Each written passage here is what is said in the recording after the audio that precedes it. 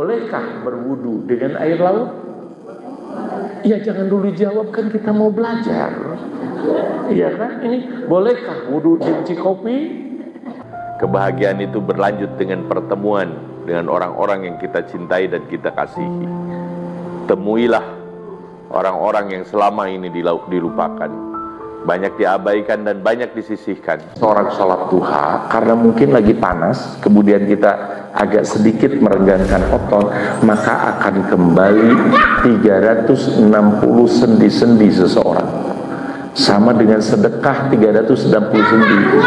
Ya, di dalam sendi itu ternyata ada sedekahnya, Bu. Kalau ada orang yang rada melenoi, berarti kurang sedekah.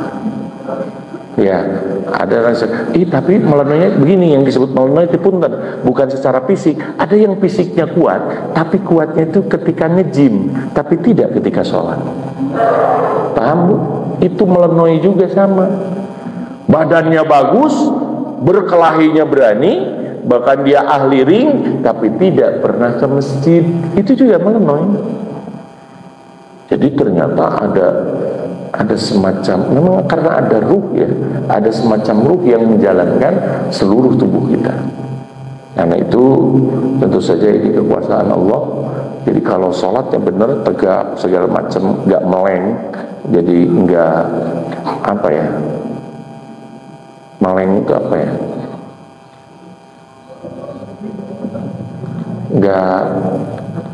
nggak kebengbat gitu, nggak kebengbat urusan lain gitu.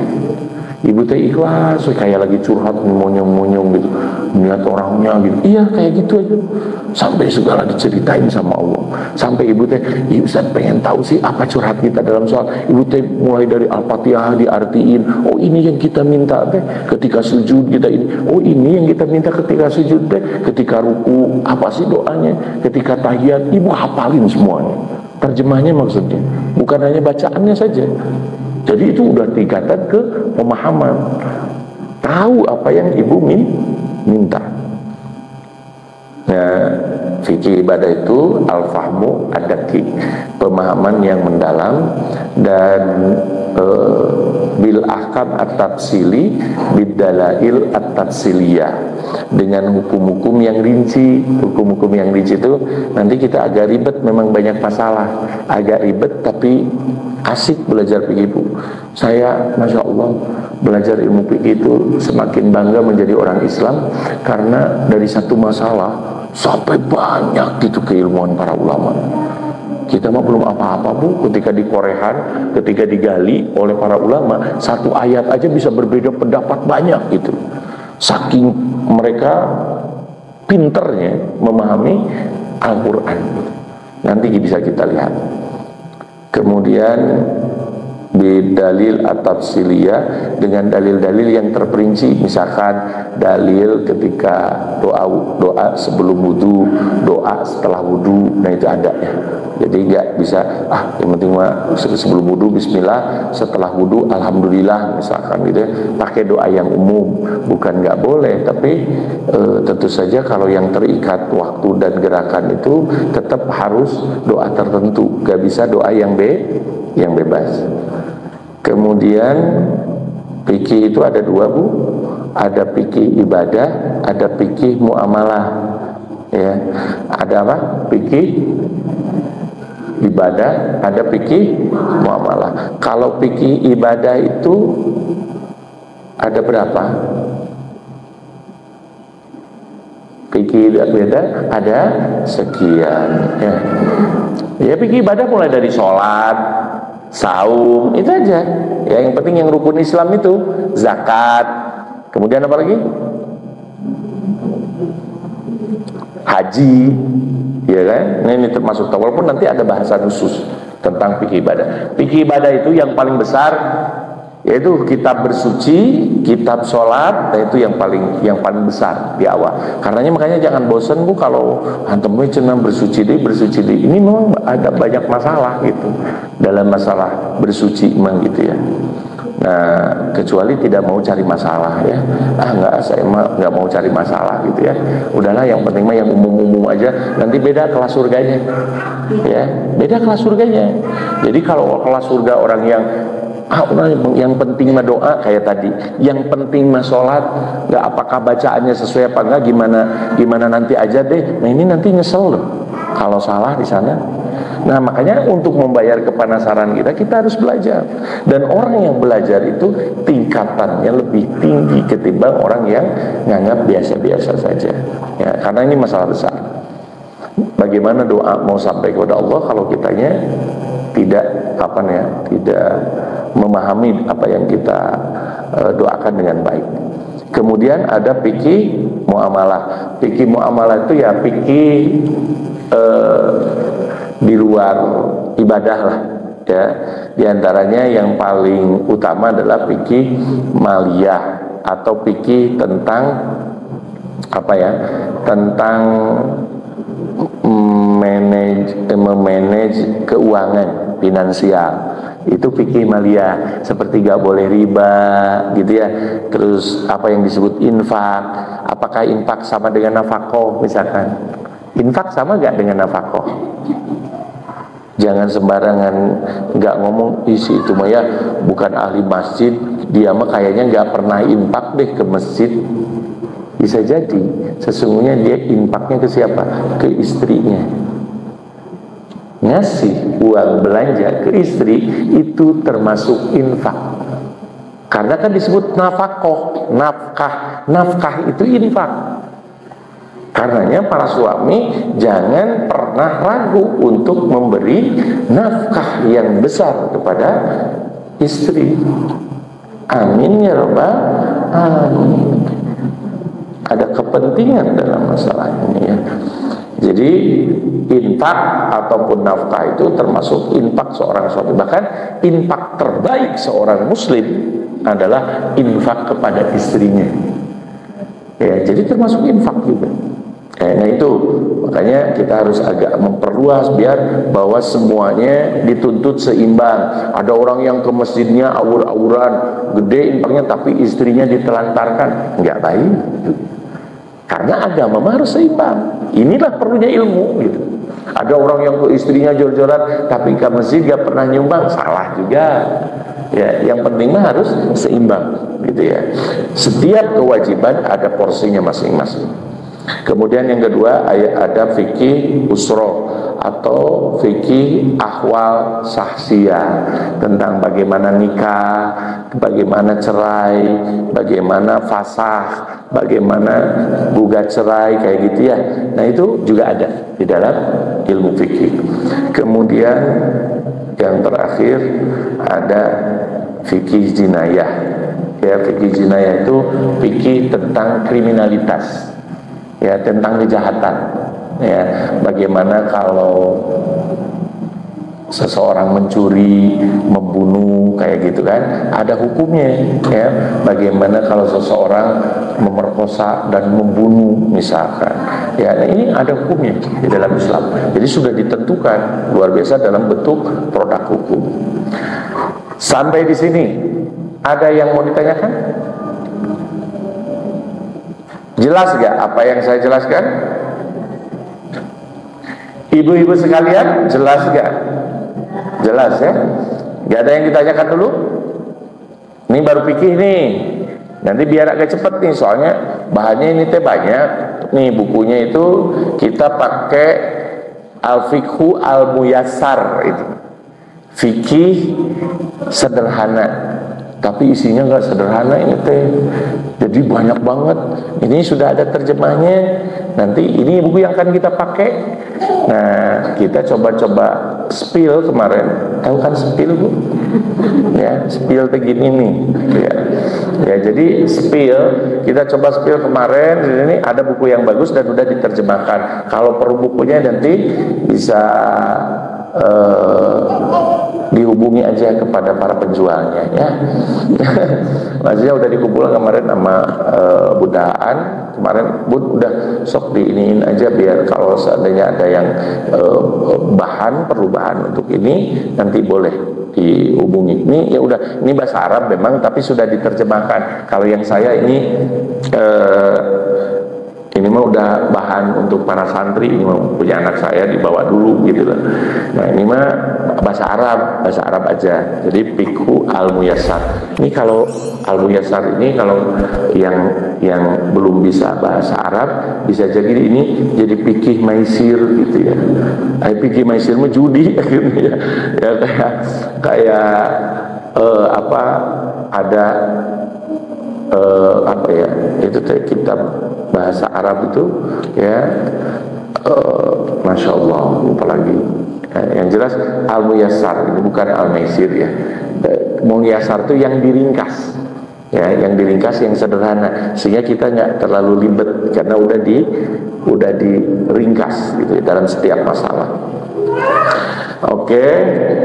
Kemudian kalau mau lanjut, kita lanjut aja sebelum nanti kita bisa sharing, biar pelan-pelan. Awali dengan toharoh. Toharoh itu kita bersuci. Apa yang disebut dengan toharoh? Definisi toharoh itu adalah at-toharatu hiya miftahus shalah. Toharoh itu pembuka sholat. Wa aqdu syurutiha, dan melengkapi syarat-syaratnya. Wa syartu, dan syarat itu labudda an yataqaddama alal masyrut, mesti didahulukan ketimbang yang disyaratkan. Sholat gini, wudu, toharo itu syarat. Kalau masyrut itu sholat. Paham? Sekali lagi, setiap ini saya ulang-ulang 3 kali ya, sampai muncul seseorang di antara kita. Jadi tohar itu kunci membuka sholat. Persoalannya gini, ada yang menganggap sholat itu penting, tapi pembukanya nggak penting. Akhirnya banyak orang menyepelekan wudhu. Salah satunya apa? Yang ketinggalan tidak tercuci. Susah ya. 1 sikunya atau 2 mata kakinya. Iya kan? Jadi gitu ser asal ada airnya gitu ya. Tapi gak diusap. Atau punten, jari-jari nggak disela-sela gini. Ini namanya dalam istilah fikih itu tadlik. Makanya ketika membasuh itu benar-benar harus rata gitu loh. Ada caranya. Disinilah kita ketika menggunakan air juga tidak boleh awur-awuran. Ya, tidak boleh banyak, sekalipun banyak air. Yang paling disuka itu yang sedikit. Kebiasaan Bu, kalau pakai air, kalau lagi gak ada air, apa yang ibu lakukan dengan bersuci? Ya, kalau air dia misalkan lagi musim kemarau, lagi halodo, gak ada air, misalkan wudu itu ini sedikit deh, apa yang ibu lakukan? Menghemat air. Jadi jangan sampai air terlalu banyak, tapi ini pokoknya sedikit juga ini sampai dilap-lap, di gimana kayak gitu. Beda dengan kalau airnya digedein, kita banyak air, sok aja, psikologinya gitu. Makanya kata Rasulullah, disunnahkan ketika berwudu itu memakai air dengan hemat. Jadi ini bukan perintah DKM ya, kerannya ya menghemat ambil, itu perintah Rasul. Makanya saya senang ketika ini hemat-hematlah pakai air, karena di kita itu jarang yang kemudian paham tentang fikih ini. Ini maksudnya fikih lingkungan loh Bu, fikih lingkungan. Jadi ketika di Walungan pun, Walungan tahu kan ya, ketika di sungai gede airnya bersih, kita boleh berwudu sampai enggak dibasahin gitu. Wudu juga sampai diangir, sampai disampoan gitu ya. Misalkan enggak usah, tetap ambil sedikit air. Karena itu kebiasaan, ambil sedikit air aja. Kenapa? Oh iya, siap. Jazakallah.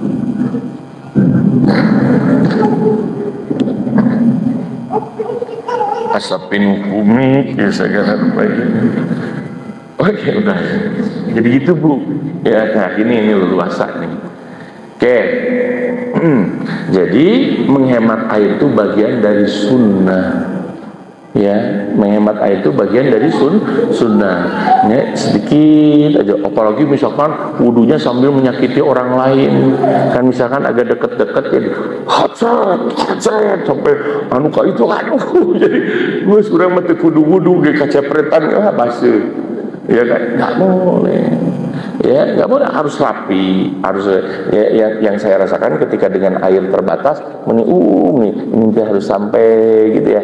Ketika misalkan dalam eksperimen wudu dengan satu gelas air mineral kayak gini segitu kan pernah banyak dicontohkan oleh para ustadz. Ya di YouTube itu memang segitu, ya kan? Dan itu bagian dari sunnah Rasulullah SAW. Kemudian kalau yang disebut sholat itu adalah masrut, yang disyaratkan. Yang disyaratkan itu sholatnya, tapi syaratnya adalah wudunya, bersucinya. Kemudian toharoh itu ada berapa? Toharoh itu ada 2. Ya, ini banyak pembagian dalam fikih mawayahna. Ya kan? Toharoh itu ada 2. Yang pertama, toharoh itu kan bersuci ya. Yang bersuci itu ada yang satu maknawiyah, bersuci secara batin. Yang kedua hissiyah. Hissiyah itu secara lahir ya. Kalau secara batin ini adalah apa yang disebut toharoh maknawiyah. Toharoh maknawiyah itu wahya toharotul qalbi minasyirki wal ma'asi, sucinya hati dari dosa syirik dan maksiat. Kita itu bukan hanya perlu bersihnya badan, tapi juga hati ini yang paling besar harus dijaga. Dari apa? Dari dosa. Dosa yang paling besar apa? Syirik. Kenapa? Apakah syirik itu menyembah patung? Ya, yang paling besar menyembah kepada selain Allah. Tetapi yang terkecil pun itu adalah bisa termasuk syirik. Apa? Tidak ikhlas alias riya. Dan itu penyakit hati. Ya, riya ini bisa kena semuanya. Kalau syirik itu Bu, kalau kafir, kalau kufur tidak bisa dilakukan oleh orang muslim. Ya, maksudnya bakal keluar kan dia jadi kafir kalau melakukan kekufuran. Tapi kalau syirik sangat mungkin dilakukan oleh umat Islam. Padahal kafir dan syirik selama-lamanya dalam api neraka. Ini yang berat. Jadi jangan sampai kemudian kita terus gitu tegas, keras kepada orang-orang kafir, kamu masuk neraka jahanam. Kita juga na'udzubillahi min dzalik berpotensi masuk itu kalau keislaman kita rusak dengan syirik. Inilah kenapa para ulama itu tegas dalam soal akidah, biar keislaman kita selamat. Makanya gak perlu ya, jangan syirik kepada teman, jangan syirik kepada tetangga, teman. Syirik ya teman, bukan syirik gitu ya. Kalau syirik itu mah dengki ya, iri. Kalau syirik ini menyekutukan Allah. Dan yang paling mungkin kita lakukan adalah dengan tidak mengikhlaskan hati karena Allah Subhanahu wa ta'ala.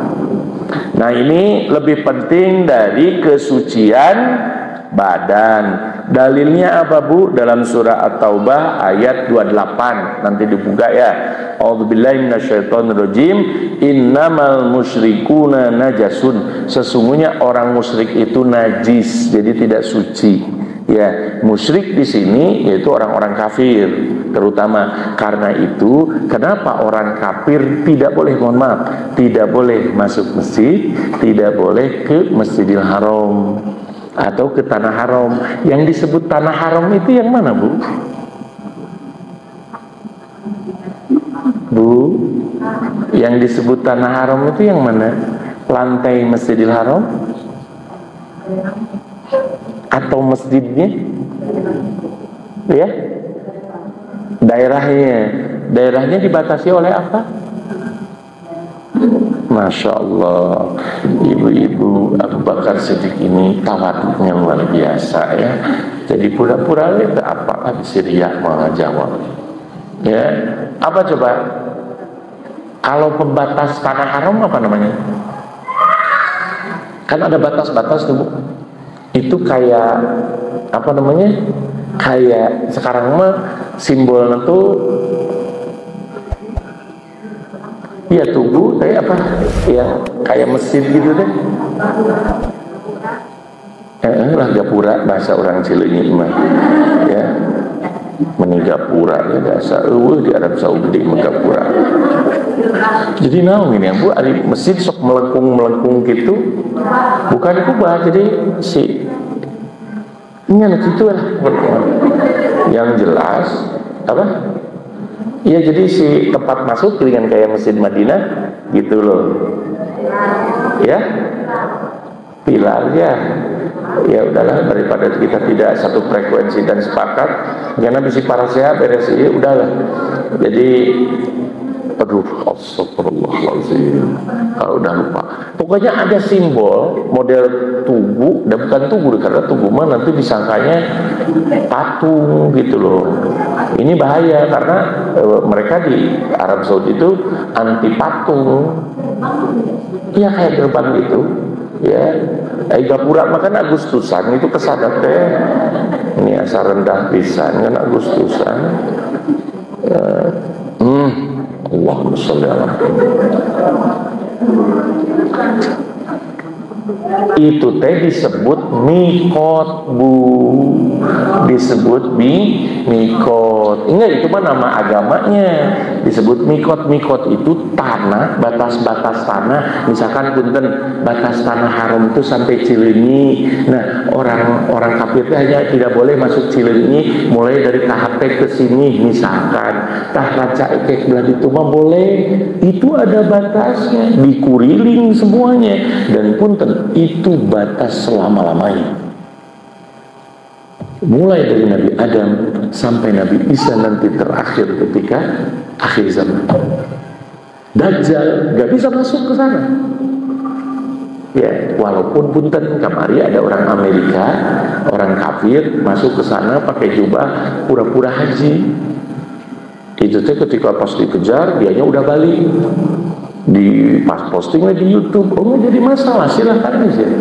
Anda teh sampai harus jadi munafik, harus diislaman hanya untuk mengetahui Masjidil Haram. Kasihan justru mereka lagi menghinakan agamanya sendiri. Udah biarin dia beragama, ya lagi menghinakan agamanya sendiri. Udah biarin aja, ya karena apa? Karena dilarang. Ya, dilarang. Paman saya aja yang di Inggris sampai sekarang tidak diizinkan. Pangeran Charles kan prima. Tapi enggak istrinya teh Cijulang teh. Ya cuman udah netep di London. Ya, jadi Masya Allah enggak boleh walaupun udah ngerayu-rayu pendekat dengan keluarga kerajaan. Enggak bisa masuk. Pengen tahu lah cina Ka'bah kayak gimana, Mekah kayak gimana, kok banyak orang ngunjungin. Gak bisa. Kenikmatannya ditutup dari semua para nabi. Kecuali siapa orang kafir yang kemudian menikmati jejak napak tilas para nabi itu adalah orang-orang Yahudi. Itu juga dengan dipaksa dengan merampok makam Nabi Ayub alaihissalam, Nabi Yakub. Jadi kita mau bisa mengakses sampai Nabi Ishak. Ya, sampai Nabi Ishak, putranya Nabi Yakub tidak bisa diakses, gede gitu. Nanti besok insya Allah kita ke Masjid Al-Aqsa, ya amin ya rabbal alamin. Nanti akan mengunjungi makam-makam itu, ya ada beberapa peninggalan napak tilas, tapi punten nggak bisa sampai ke Nabi Yakub ke bawah, udah mereka udah diamankan, ya. Tinggal ke Masjid Al-Aqsa ya, ke Masjid Al-Jabar udah kan ya. Jadi tinggal ke Masjid Al-Aqsa. Oke. Itu menapak tilas arsitektur, bukan napak tilas orang soleh. Kenapa masjid-masjid, 3 masjid itu mahal? Masjidil Haram, Masjid Nabawi, Masjid Al-Aqsa, karena pernah diinjak orang-orang terbaik di muka bumi ini. Ya, makanya itu luar biasa. Termasuk puntennya masjid dimanapun nilainya bakal bersejarah ketika pernah diinjak oleh orang-orang soleh. Ya, dan ahli masjid insya Allah termasuk orang-orang yang soleh. Kemudian toharoh hissiyah. Toharoh hissiyah itu kesucian yang bersifat fisik, ya, bersifat fisik, atau dalam istilah definisinya raf'ul hadas wa zawalul khobath. Ini keren ya, kalau para ulama itu kalau bikin definisi itu kayak nyastra gitu, kayak puisi, kayak sajak, biar disingkat, biar paham gitu loh orang yang membacanya itu. Mereka itu bikin definisi yang sangat bagus. Datanya raf'ul hadas wa zawalul khobath. Raf'ul hadas itu menghilangkan hadas dan menghapus khobas. Apa itu hadas? Apa itu khobas? Kalau hadas itu diantaranya di sini dijelaskan apa yang disebut hadas. Huwa wasfun qaimun bil badan yumna'u minas shalah. Ada satu sifat yang melekat di badan yang menghalangi sahnya sholat. Itu disebut hadas. Dan hadas ini ada dua. Ada hadas kecil, wa huwa alladzi yaqumu bi a'dha'il wudu, dan itu kalau hadas kecil cukup dengan berwudu. Ya, hadas kecil itu apa? Hadas kecil itu kal khoriz minas sabilain min baulin wa goitin. Setiap yang keluar dari dua lubang. Ini kerennya.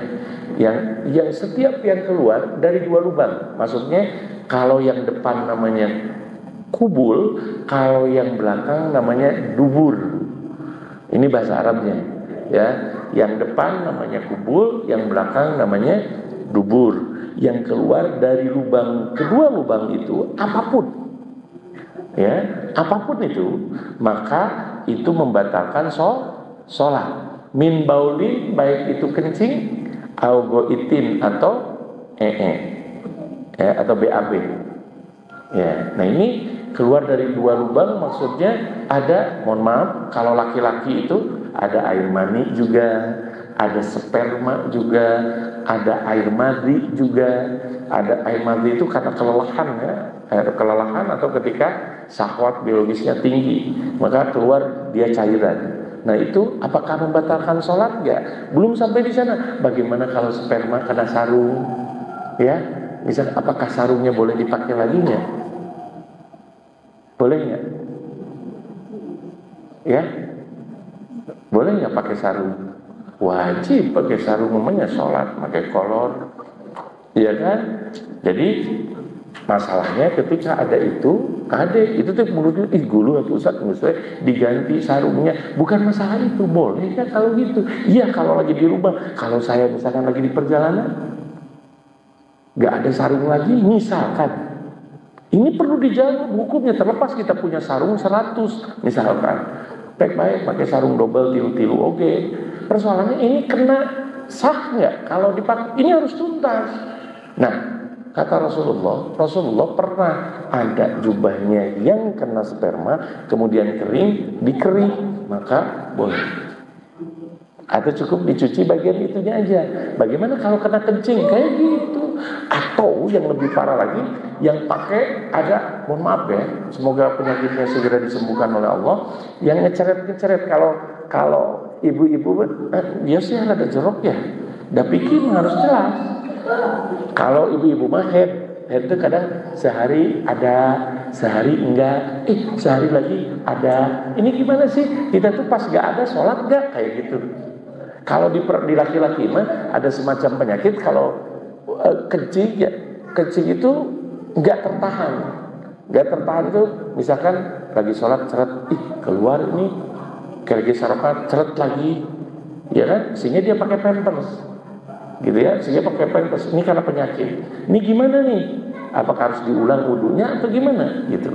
Nah itu persoalan-persoalan ini adalah persoalan fikih. Kalau kita tahu ilmu fikih, maka bakal yakin ilmu. Nah ini enaknya. Ya, tentang bimbingan teknis. Kemudian hadas kecil bisa hilang cukup dengan wudu, ya. Tapi mohon maaf tadi bukan, walaupun sperma itu ya keluar, itu mah bukan termasuk hadas kecil ya. Ini nanti termasuknya dalam bab junub gitu ya, bab junub nanti. Nah kemudian ada yang hadas besar. Kalau yang disebut hadas besar, wahwa alladzi yaqumu bil badan kulli, harus mencuci seluruhnya, ya, harus mencuci seluruhnya. Ini seperti apa? Kal janabah, seperti tadi mandi junub, ya, mandi karena junub. Dan Bapak Ibu sekalian yang dirahmati Allah Subhanahu wa taala, pengganti dari wudu dan mandi itu ketika uzur, apa yang harus dilakukan? Ya, jangan ketika sakit, bahkan mungkin ketika piknik. Contoh, misalnya ibu lagi camping misalkan kan di gunung gitu ya, atau gimana, terus si bapaknya bermimpi, kemudian keluar gitu ya, keluar sperma, terus mau mandi, dingin, apalagi dia punya penyakit misalkan, maka gimana? Pilihannya dua, satu mandi sehingga dia besoknya di ICU, atau yang kedua, nah ini kalau enggak, mohon maaf, ini sering disebut jihad yang salah. Jihad yang salah itu jihad yang tanpa ilmu, jihad yang tanpa, pokoknya mandi ya, sok dimandian ku ibu, Allahu Akbar, gitu kan. Soal dimandikan cicing sih gitu kan, ngadek tapi kan jadi patung misalkan membeku, ya kan? Iya di kita kan, apalagi kalau di, mohon maaf ya, kalau di daerah-daerah Rusia ya, yang 0 derajat sampai ke bawah sampai minus 18 derajat, pernah nggak ibu ke sana? Sama bu, saya juga belum, ya kan? Maka membayangkan, nah ini tuh pikir jadi lebih ekstrim lagi, ya. Bagaimana apakah berwudu boleh nggak dengan salju gitu ya? Karena kita mah hujan, kalau mereka mah salju, misalkan ini salju terus di bahuman salju, tinggal pakai etawe jadi es krim, nah, misalkan. Atau jangan gitu. Saya pertama kali masuk Al Azhar, kemudian diajar fikih, saya kan masuk fikih Maliki, kemudian apa yang dikatakan? Bolehkah berwudu dengan air panas? Kan asalnya apa? Asal air itu dingin. Maksudnya bukan dingin ya, ada yang terlalu dingin, maksudnya dingin tuh ya pertengahan lah, ya nggak panas nggak dingin gitu ya. Nah gitulah. Bolehkah wudu dengan air panas? Boleh kalau punya pemanas. Itu mah jawaban elektronik, kita mah jawabannya kan pikir betul itu sampai kapan? Bolehkah berwudu dengan air laut? Ya jangan dulu jawab, kan kita mau belajar. Iya kan? Ini bolehkah wudu di Cikopi? Itu sampai ditanyain, punten ya, jangan dianggap bahwa itu pertanyaan main-main, tidak. Ini harus dibahas dengan hukumnya, gitu ya, harus jelas hukum. Oke, bunda sekalian yang dirahmati Allah Subhanahu Wa Taala, azanillahu yakum, pengganti dari wudu dan mandi adalah tayamum. Ya, adalah tayamum. Tayamum itu bahasanya apa? Bahasa Indonesianya suci dalam debu, ya. Itu mah lagu iklim nanti ya. Jadi ya maksudnya bersuci dengan debu. Tapi mohon maaf, debu ini bukan debu artinya dalam arti kasar. Dulu mohon maaf, tanpa merendahkan, artinya ada beberapa yang punya anggapan kan debu itu harus dengan tanah yang paling atas, yang sering nempel di mana-mana, itu namanya debu. Itu sampai dibawa kalau bepergian buat apa? Buat tayamum. Ya, sesungguhnya ketika diartikan bahwa debu itu bisa nempel dimanapun, bisa di tembok, bisa di seat kursi, gitu ya. seat kursi mobil atau pesawat atau apa, atau bahkan di wajah orang lain kan banyak yang berdebu. Ya, misalkan mau tayamum sanu rada rumutnya gitu ya wajah. Bupunten bade ngiem rarainya bade tayamum. Nggak boleh, pasti bakal digaplok sama. Ya, udah aja tayamum gitu ya. Punten, bagaimana kalau tadi yang junub boleh nggak tayamum? Justru pengganti kalau tidak bisa mandi bukan dengan wudu, tapi dengan tayamum. Tercerahkan nggak sampai di sini? Tercerahkan tentang perlunya kita tahu fikih, iya kan? Iya, jadi sehingga kalau misalkan saya belajar tadi fikih fikih air dingin, air panas, itu bisa saya terapkan ketika di musim dingin, musim panas, atau ketika saya bepergian misalkan dari Bandung ke Malang, dari Bandung ke Surabaya, dari Bandung ke mana, itu diterapkan. Ini boleh nggak ya? Gitu loh.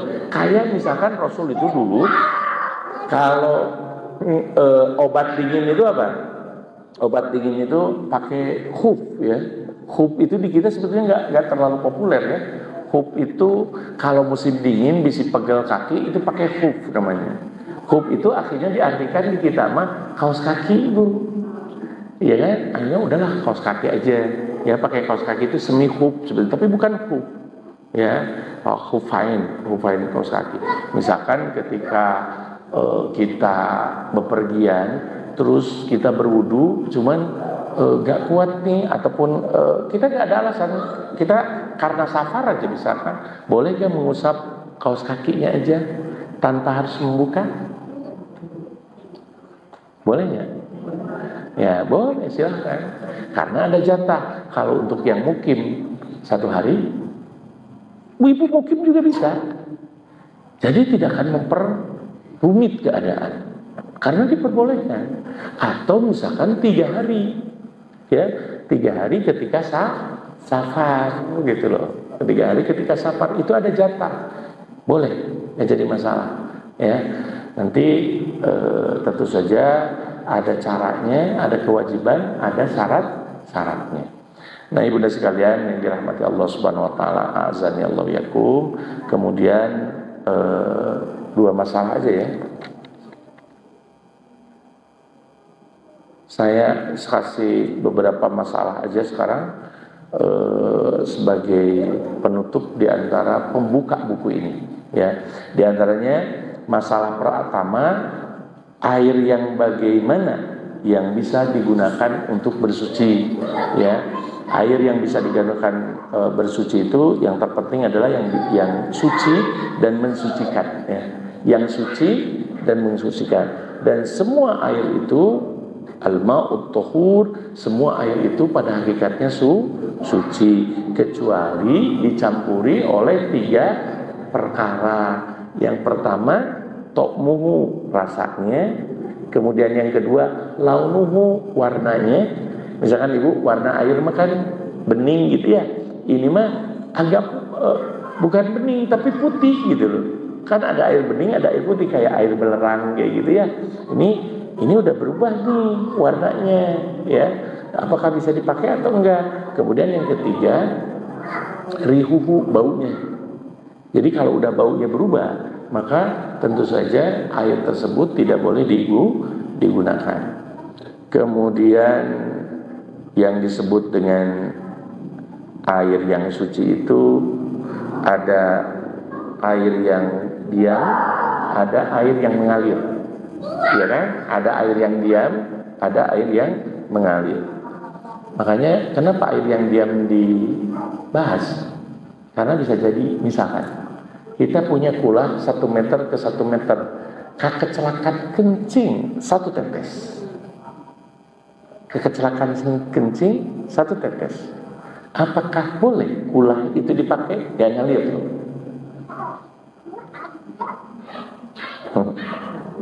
Nah itu jeliknya para ulama. Ya, oh cina ustad gawe ngadun ngecelakaan cai papang didinya. Enggak, maksudnya bisa jadi kan, misalkan itu rendah atau gimana, jadi kecipratan atau apa gitu ya. Nah itu sehingga punten aja demi kehati-hatian yang berlebih, kadang tidak boleh berwudu di toilet misalkan, ya karena ada apa? Ada kencing, ada tempat BAB dan lain sebagainya. Kalau saya justru sah, gak jadi masalah. Bukanlah ketika BAB juga kita bersihkan, yang penting kebersihan kita bersihkan dan harus tuntas, Bu. Masih ada kan? Takut ke alam yang lain. Ya, harus tuntas gimana? Kalau misalkan, mohon maaf, ketika kita BAB dan kencing itu kan itu dua-duanya jalan. Ketika saya ke paha kena nih dikit, ya, tapi saya nggak pakai kolor.